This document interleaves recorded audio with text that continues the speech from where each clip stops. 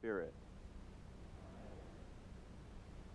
Now I'm walking over here first to the lectern because you'll note that Pat read 2 additional verses of the psalm. We stopped at Psalm verse 13, and she read 14 and 15 that were printed in this version for reasons beyond me. But I don't believe in coincidences. I think when things happen, there's usually a reason for it. So what's God trying to get us to focus on in 2 extra verses here that say, the Lord is faithful in all his words and merciful in his deeds. The Lord upholds all those who fall. He lifts up those who are bowed down. At 8 o'clock, I preached a sermon that was basically focused on an interplay between Zechariah's account of the Messiah coming and not meeting our expectations, right? He doesn't come on a white charger as a conquering hero. He comes in on a donkey. And I was using that along with Jesus being kind of sarcastic in the gospel. You know, you want to think of Jesus' tone of voice going like, we played the flute for you and you did not dance. You know, it's like right after he's instructed his disciples on what to expect, everybody's sitting there complaining. And the sermon was like, you know, academically it kind of hung together. There was a decent message there, but it kind of went thud on the floor with the 8 o'clock. And so I'm sitting there going like, as we're listening to the lessons again today, like, maybe don't use that one again.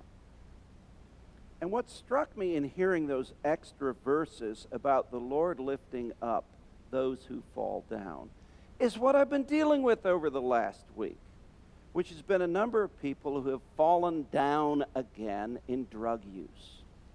Now, we know that in our society, we have a problem with particularly opioid abuse, right? That's the big deal in the press right now. If you look at the data, they talk about the curves going like this on people abusing opioids. They talk about drug-seeking behavior. The one that really got my attention, and I've actually been researching this recently because we're going to do a video series for Grace Abounds starting in the fall that's going to be focused on what's the church's response supposed to be to the opioid crisis.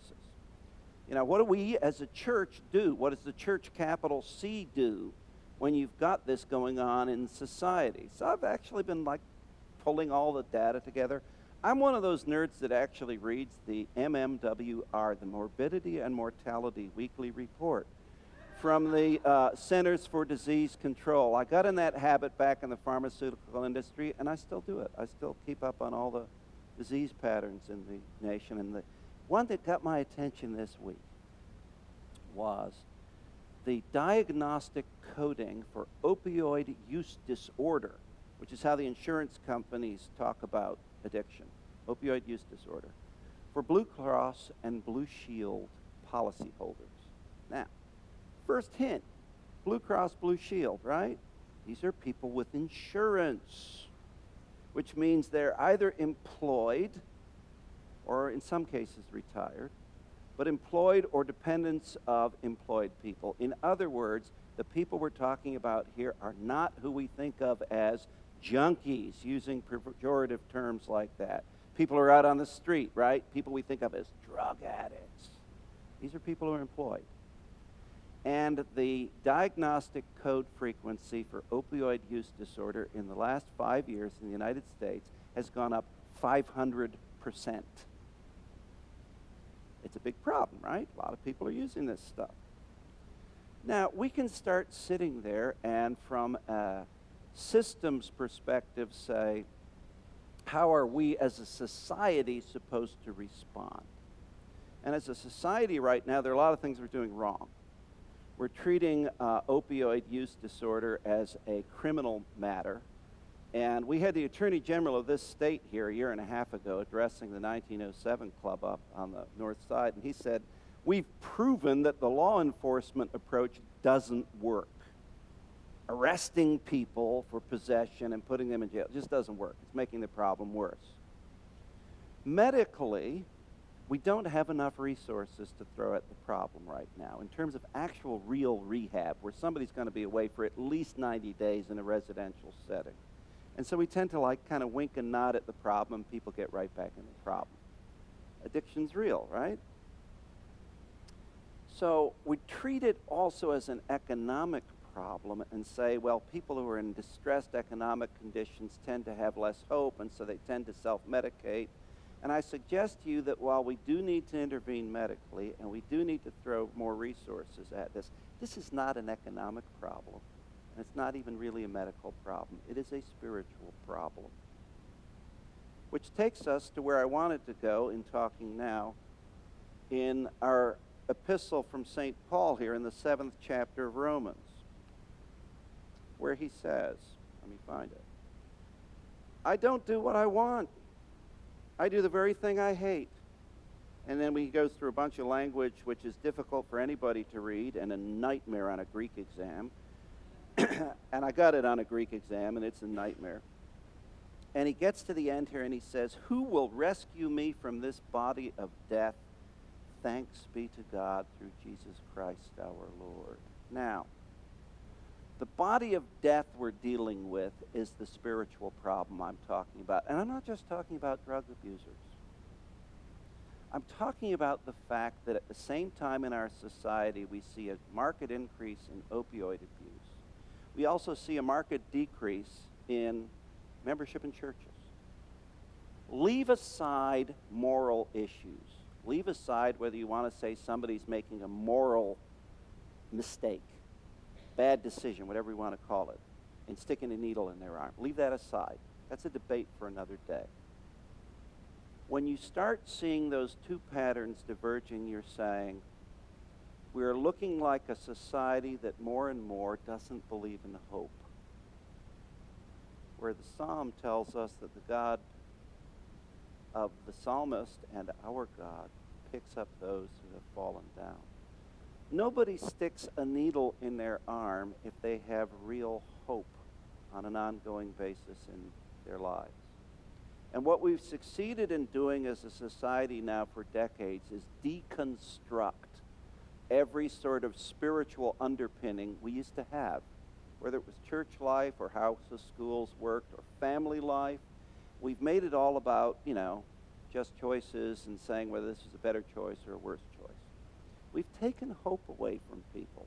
And that's why the drug abuse problem, for example, is worse in rural parts of America now than in the inner city. Used to be when you think of, heroin addicts, you'd think of, the ghetto somewhere. There's a higher level of drug abuse now in rural communities because the rest of society has, quote unquote, moved on.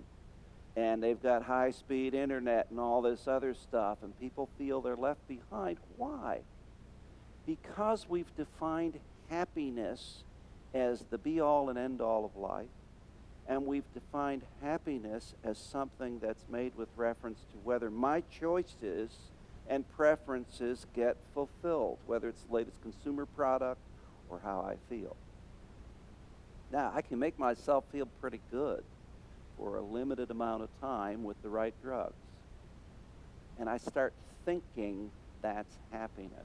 One of the problems we deal with in this town and all towns with teenagers is what are called farming parties. You know what a farming party? It's PH, farming party. This is where you go to a party and everybody's gotten prescription drugs and put them in a bowl and mix them up together. And you take whatever's in the bowl and see what it is.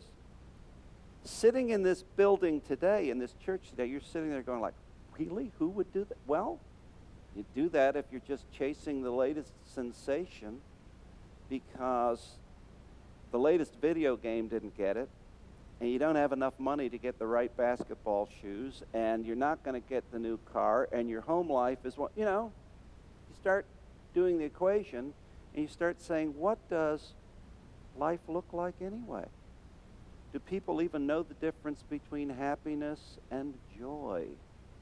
Do they know what joy is in the presence of God?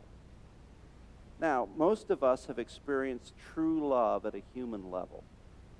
And the difference between joy with God and happiness in our society now is kind of like the difference between true love at a very human, personal, intimate level and me saying something like, well, I kind of like blue. Or I'll take a green one. They're totally different things that masquerade using some of the same symbols, saying, how do I choose? How do I fulfill myself? How do I get what I want? And then Jesus comes along, and Zechariah comes along and says, it's not about what I want anyway.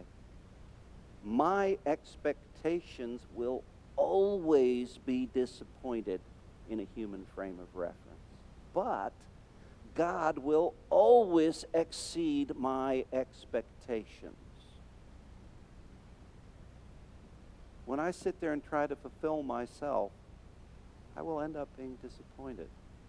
When I focus on the God who comes to me, whether he's riding on a donkey or abiding with us now in this place, and how he exceeds any human expectation, then I can start experiencing joy. And then I can start, if I am tempted to self-medicate because I've lost hope, I can start to experience what hope might look like, what hope might be like, how I might experience this with other people. I dealt in the past week with a person in drug court who had been completely clean for 10 months. And then there was a bad thing that happened in her family, and it immediately just set her down, and she's back in jail again now. Had a good job, all that sort of thing. That person right now doesn't really know what hope is. Now, I can sit on the other side of the glass in jail and talk on a phone and start talking about, God hasn't forgotten you. She's not experiencing that right now.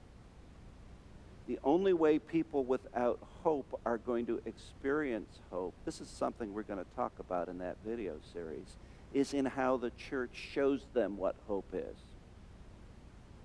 Such as that the people of God, even when somebody's done something stupid or wrong, let's put some moral dimension on it too. Even if they've done something wrong, the people of God still care about them and will still come and visit somebody in jail. The people of God still care about somebody and will still say, the fact that you're sick means we're supposed to visit you.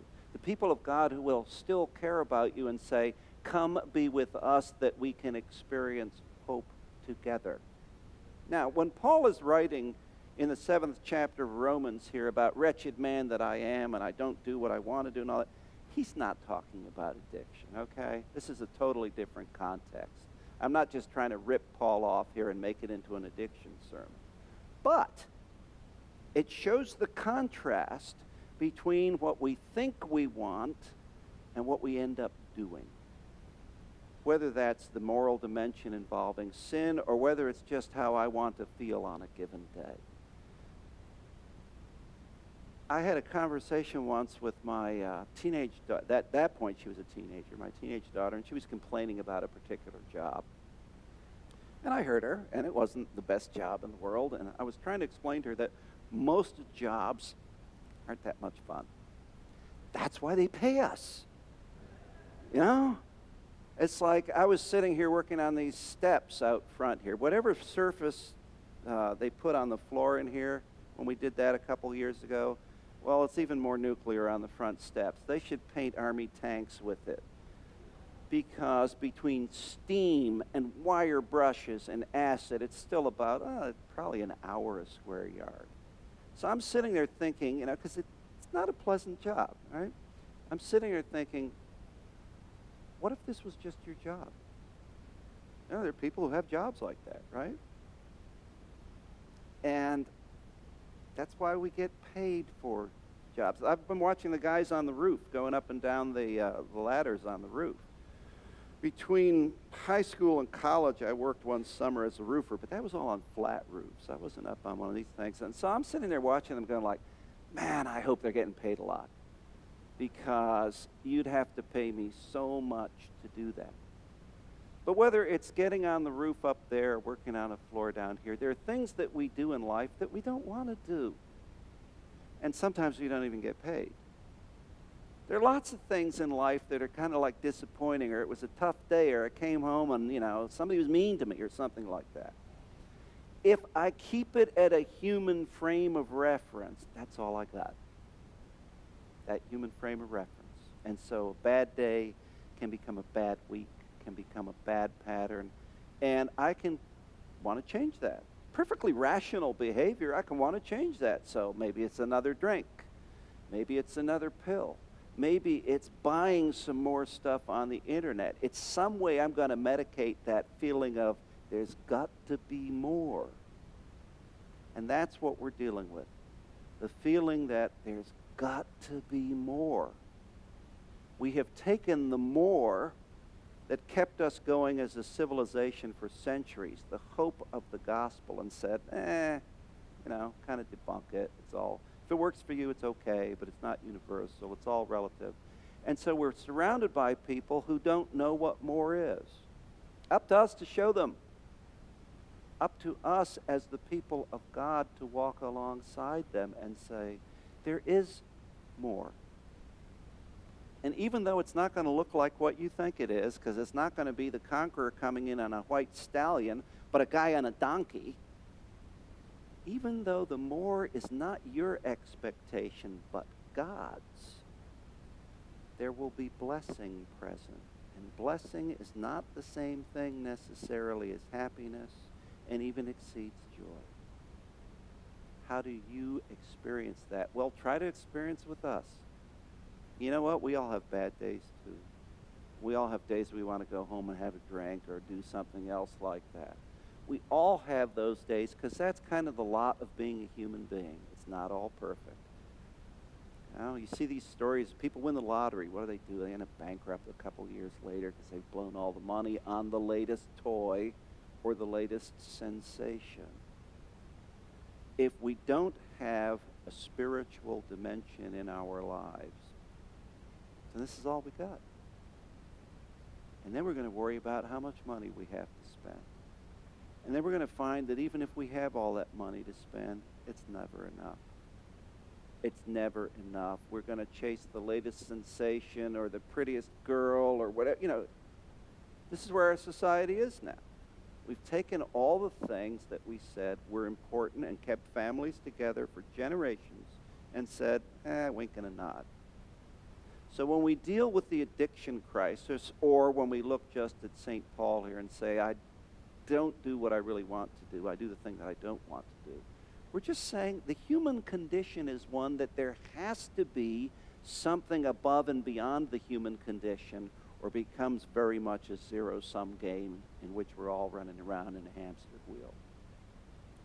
As the church, we confess a faith which involves God coming to us, saving us, transforming us, picking us up when we've fallen down because we did something stupid, and dusting us off, and breathing the Holy Spirit into us just a little bit more, and putting us back behind his Son who's walking in front of us and turns around and says, follow me. That's what we confess as a faith. And that's what a lot of people around us don't know. They won't until we start walking alongside them. As we move forward as a church, as we move forward as individuals, may we in all things be those people who not only believe and live in our own lives, but who show to others this verse from the Psalm. The Lord upholds all those who fall. He lifts up those who are bowed down. Thanks be to God.